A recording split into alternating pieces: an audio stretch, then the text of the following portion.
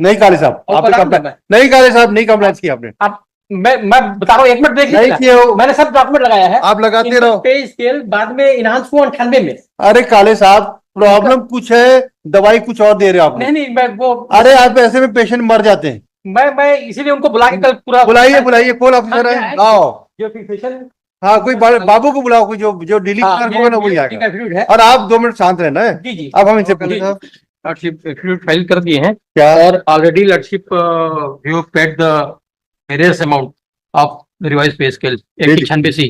कब दिया आपने? वो उसी वक्त दे दिया था, पासबुक दिया। ये लॉर्डशिप डेट डालो, डेट बताओ। 96 में 99 को इनका एरिया। आपने एफिडेविट देख लिया? एफिडेविट मतलब क्या कहना है?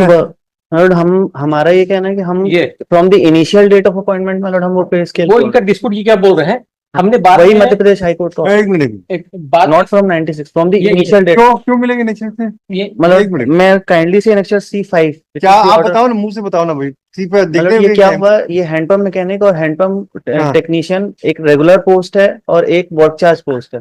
अब जो वर्क चार्ज पोस्ट वाले हैं वो और जो रेगुलर एस्टेब्लिशमेंट वाले हैं वो दोनों सेम काम करते हैं, उनका नाम भी सेम है, हैंडपंप मैकेनिक। अरे भाई उनको पे स्केल मिलता था 1150, इनको मिलता था वर्क चार्ज एम्प्लॉय थे। हाँ ये तो वर्क चार्ज की एम्प्लॉय को मध्य प्रदेश हाई कोर्ट का क्या डायरेक्शन है कि उनको from the initial date of appointment, कहाँ लिखा है? वो जजमेंट बताओ तो जरा। C5 है।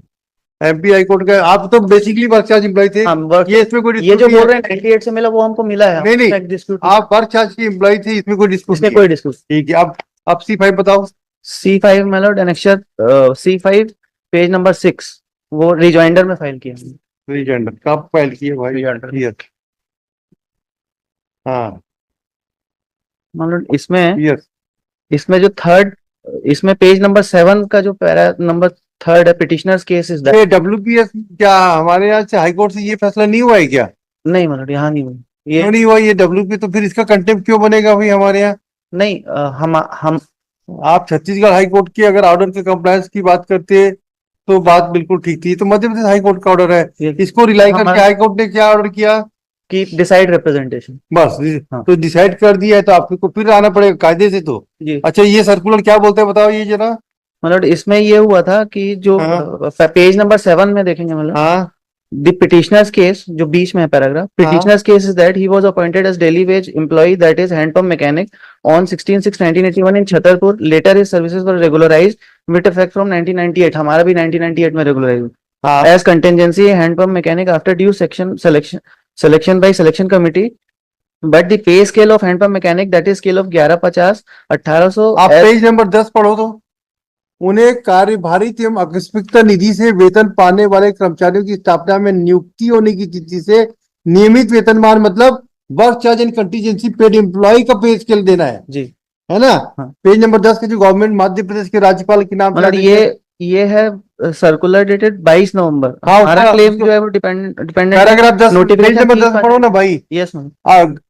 Since petitioner has completed more than ना बेनिफिट सर्कुलर क्या बोले? सर्कुलर तो पढ़ो, हिंदी में है वो। दैनिक वेतन भोगी कर्मचारी नियुक्ति से आ रही कठिनाइयों एवं उनके निर्धारण में उत्पन्न हो रही विसंगतियों को ध्यान में रखते हुए राज्य शासन द्वारा यह निर्णय लिया गया कि 1/1/84 के पूर्व दैनिक वेतन पर नियुक्त ऐसे कर्मचारी जिन्होंने 1/4/87 को 3 वर्ष या उससे अधिक की सेवा पूरी कर ली है, उन्हें कार्यभारित आकस्मिकता नीति से वेतन पाने वाले कर्मचारियों की स्थापना में नियुक्त होने की तिथि नियमित। तो नियमित का मतलब है in the category of work charge and contingency paid employ 98 in the work charge and contingency paid employee category, not in the regular establishment. Both are different source of appointment.